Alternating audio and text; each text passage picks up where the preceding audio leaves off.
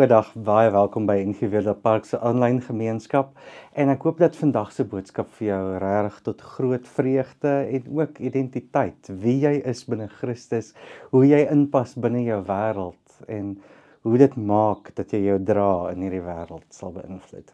Voordat ek voortgaan, kom ons bid saam. Here, ons kom in afhanklikheid na U toe. Dankie dat ons uit U woord uit kan lees. Dankie vir U liefde en vir U genade. Dankie dat ons U kinders kan wees. Help ons om so te leef dat ons U liefde ook sal uitdra, sal oordra in ons wêreld. Help ons, Here, om so saam in U liefde te leef, dat ander sal weet hoe dit is om geliefd te wees. Ons bid dit in afhanklikheid van U alleen. Amen. Ek gaan vir ons voorlees uit Johannes 13 van vers 31 tot 35.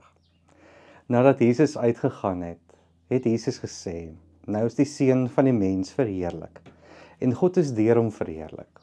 As God deur hom verheerlik is, sal God hom ook in homself verheerlik, en hy sal hom dadelik verheerlik.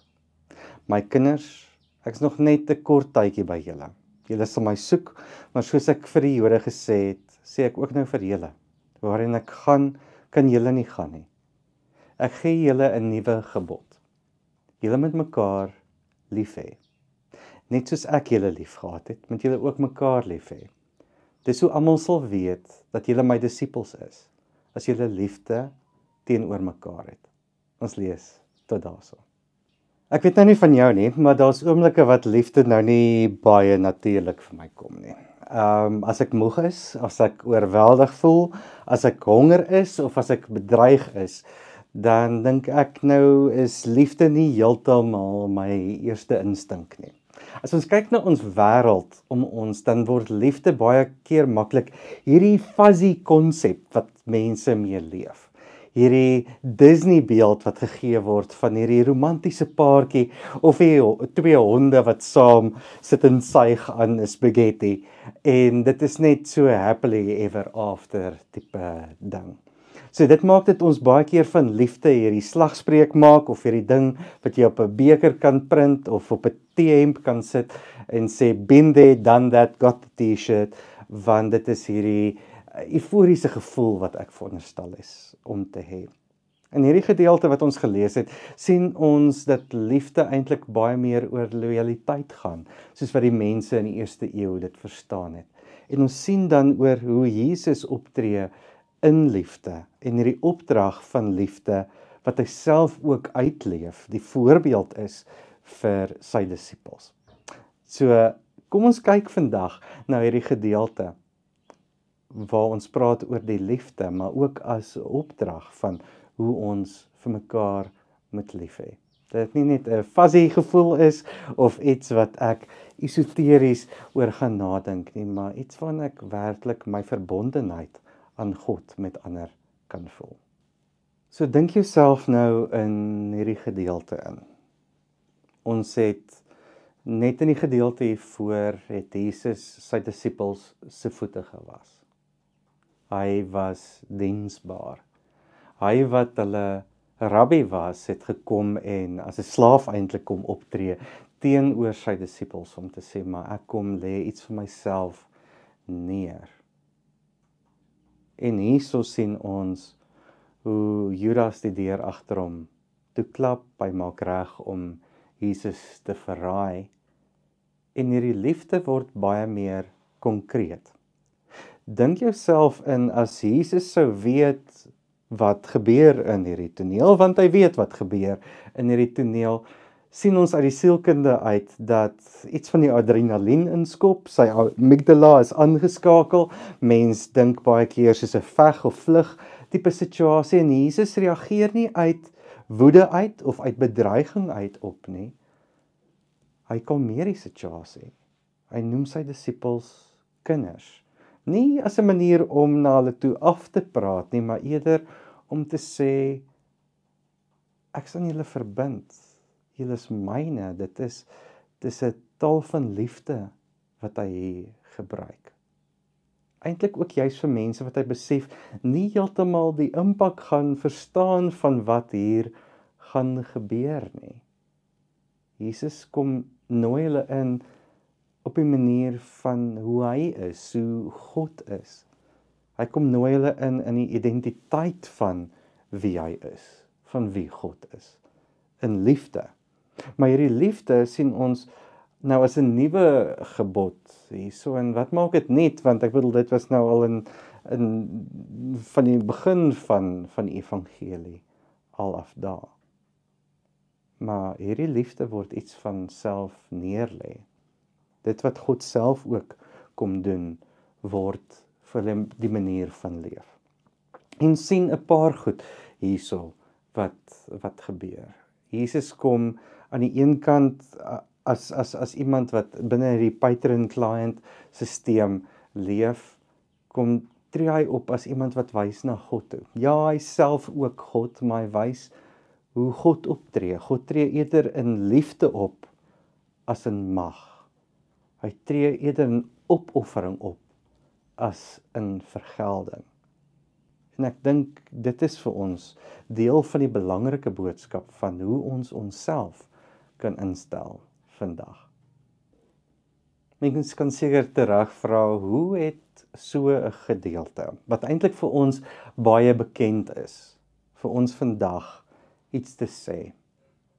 En dalk is dit nodig om in hierdie oomblik dan iets van ons eie lens, van ons eie wêreld, van die druk wat ons beleef in ons wêreld, van die prestasie wat ons moet lewer, van die raak sien, net op sy te skuif en te vra, maar wat sê hierdie gedeelte vir my vandag? En hoe kan ek iets van my, wie ek binne Christus is, wat my identiteit is, wie ons saam as gelowig is hierin indra? En ek dink daar is vir ons 'n baie belangrike ding. Ek dink dit sluit aan by die begin, wanneer ek gesê het, maar liefde is nie net hierdie fuzzy, warm konsep nie. Liefde is hier in opoffering, is gee. Ons praattaal is baie maklik deesdae van ek is getrigger deur hierdie of daardie ding. En juis wanneer ons getrigger raak, is een van ons eerste reaksies nie om mooi op te tree of om self terug te trek nie. Ek dink ons het sisteme in ons lyf wat dit as 'n bedreiging sien, wat wil maak dat ek veg of vlug of vries of dalk baie mooi wil paai en baie mooi wil optree. En hierdie roep ons deur na 'n doelbewustheid.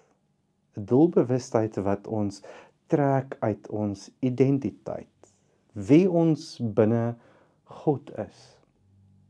Weg van die warm, maklike gevoel, weg van die teehemde en van die koffiebekers wat sê make love not war, maar eerder iets wat sê omdat Christus neergelê het, omdat Christus homself opgeoffer het, omdat God homself opgeoffer het, het ek nie nodig om dit ook te doen nie.